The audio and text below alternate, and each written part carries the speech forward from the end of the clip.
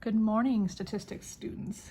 I have a short video for you to explain your homework and the notes I have attached to the email you received.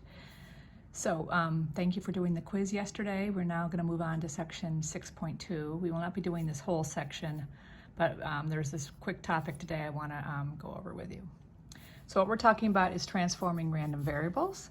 This relates to something we did back in chapter 2, which was when we were dealing more with data sets.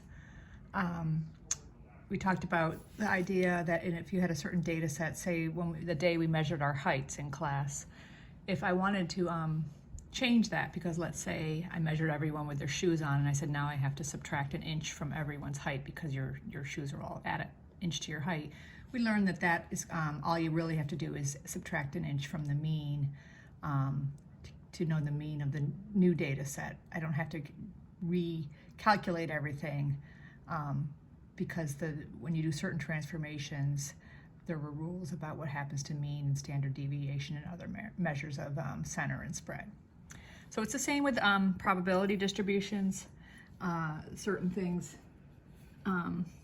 certain changes to a random variable make fairly predictable changes to the mean and standard deviation and other measures of that variable. So that's what we're talking about here. The first general rule here, this one, is the effect of multiplying or dividing by a constant. So if you had a random variable, big X, and you were multiplying and dividing every value of that random variable by some number little b, it would have this effect on the mean and other measures. Multiplying or dividing,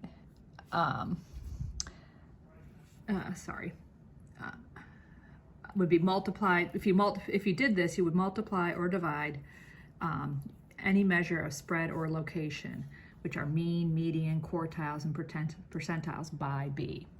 So multiplying, if you knew you had to convert your random variable by multiplying something in, you would do the same to calculate the new mean. You don't actually have to change everything and then recalculate the mean. You can just change the mean appropriately. That's what this is saying. Also, the measures of spread would also be multiplied or divided by b, and those would include range, IQR, standard deviation. This might seem familiar. Again, we did something similar to this when we were dealing with data sets. When we're dealing with probability distributions, we're more dealing with the theoretical spread of a population or the distribution of a population. So you don't necessarily have all the individual data anyway, but these things tell you how some of these measures change. Let's go on to this one. So this is saying, what if you instead were adding or subtracting a constant from every possible outcome of your random variable? The effect of adding is that all the measures of center and location that we've talked about, mean, median, quartiles, and percentiles, would all move up or down by that constant a that you're adding in or subtracting. So all that adding or subtracting everything to a data set, if you think of a distributions in a certain location, if you add a to everything, it just moves the data set over, but the measure of the middle will just move that same amount. So that's what this one's saying. That said, when you add or subtract, the measures of spread, like range, IQR, and standard deviation, do not get altered. How spread out the data does not get changed by adding and subtracting something to every possible outcome. And in both cases, the actual shape of the distribution does not change. In other words, if it was normal before, it's still normal. If it's skewed right as the starting distribution, if you make one of these changes to it, it will still be skewed right, and so on. So visually, it would look like the same distribution, but the scale is going to, the numbers, where the mean is and how, and some of these other measures will change by the change you're making.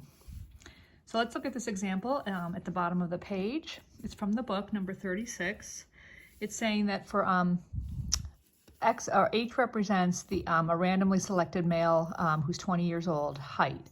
The mean of this variable X is 5.8. The standard deviation is 2.4. We're going to create a new variable called J, which is a randomly selected 20-year-old man, but it's his height measured in inches, whereas the one we are given, H, was measured in feet. So the question's now going to ask, what is the mean and standard deviation of J? And all you know is that information about H. So first of all, when you do a problem like this, you have to decide what's the transformation. In this case, when you're converting from feet, which is what H is measured in, to inches, you're multiplying 12 by H. That is, think about an example. If I tell you I'm 5 feet tall and I ask you for my height in inches, you would multiply 5 feet times 12 to get the correct answer in inches. So that's what we're doing here. And that tells you the relationship, and that this helps you decide, we're in the multiplication category here, and this tells you what to do with the mean and standard deviation. So I want you to get used to writing your these problems out this way. When I write mu of J, I'm talking about this variable J. Its mean relates to the mean of H this way. It's going to be 12 times higher. So 12 times mu of H is our calculation. I can substitute mu of H with what it equals, 5.8 feet. And then we do the math, and this comes out 69.6 inches. For the standard deviation, since up here it says when you multiply something by a random variable, the new random variable will also, its standard deviation will be multiplied by the spread of the original. You are going to do the same thing here. So the standard deviation of J is going to be defined as 12 times the standard deviation of H. And then I replaced the standard deviation of H with what we know it equals from the problem. And then we do the math, and you get 2.88 inches. So that problem is done. And that's using the multiplying rule. Now, on the next page, there is the check your understanding problem from page 367 in your book. Let's go through this one. This one has a little more information.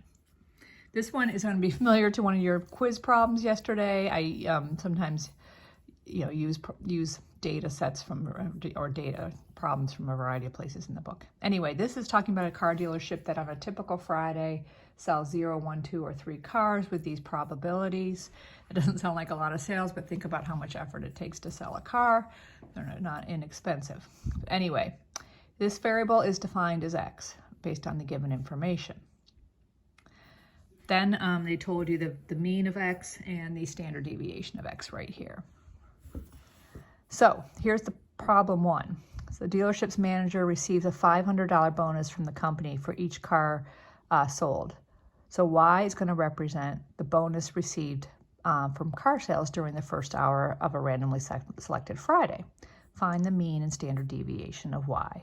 So you have to think to yourself, am I multiplying 500 into X, or am I adding 500? And just think again about an individual example. For example, if it was if your randomly selected Friday had sold 2 cars in that first hour, they would receive 2 times $500 extra money. In other words, $1,000. It wouldn't be 2 plus 500. That doesn't make sense.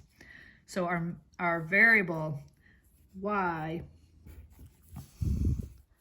equals 500 times X. That's what my reasoning tells me. And that helps me know what to do here. The mean of Y, mu sub Y, equals 500 times the mean of X. So our mean of X we know is 1.1 on average cars. Multiply it times 500 per car, and that tells you on an average Friday, this dealership should expect to make $550 in bonuses, or bonuses from the manager. The standard deviation of Y, similarly, is going to be 500 times the standard deviation of X. So we take our 500 that's here, replace standard deviation of X with what it equals, and multiply it out, and you get $471.50. That's how much, that's the standard deviation of our variable Y. It seems high, but you think about these numbers are now 0, 500, 1,000, and 3,000, or 100, 1,050, 500, I mean. So the standard deviation should be in this range, 400 something. Okay, the second problem here says The dealer, now that they have this incentive, the manager decides to buy coffee and donuts, and that costs him $75 to incentivize customers to come in, and he will give that away free to customers, obviously. So there's a new variable T, which represents a randomly selected Friday and how much money they're going to make in that first hour. So it's the bonus money minus the 75. Find the mean and standard deviation of T. So they kind of told you this is a minus problem. The thing you have to make sure you're careful about anything on the homework is that you use the correct variable to subtract the 75 from. Let me write this up here. So T equals Y minus 75. It's not X minus 75. It's the amount of bonus money they got in that first hour minus his cost of $75. So that tells us it's a subtraction problem, and we're going to use the logic of the subtraction, which is here. It changes measures of center and location, but not measures of spread to do our math. So the mean of T will equal mean of Y minus 75, and that comes out 475, you can see. The standard deviation of T equals the standard deviation of Y. Subtracting 75 from every Y will not change the spread. So it's still on average, $471.50 is your standard deviation. So that's it. That's the answers to those questions. You'll see on the bottom here, homework. If you're having trouble, although this is pretty straightforward and you've done something similar before, read the beginning of chapter, or section, I should say. Sorry, I'm writing this in a weird way.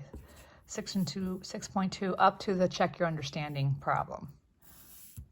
And that might help. There's a couple more examples in the book. So please do that, and send me a screenshot of the homework when you get it done. Thanks, ladies.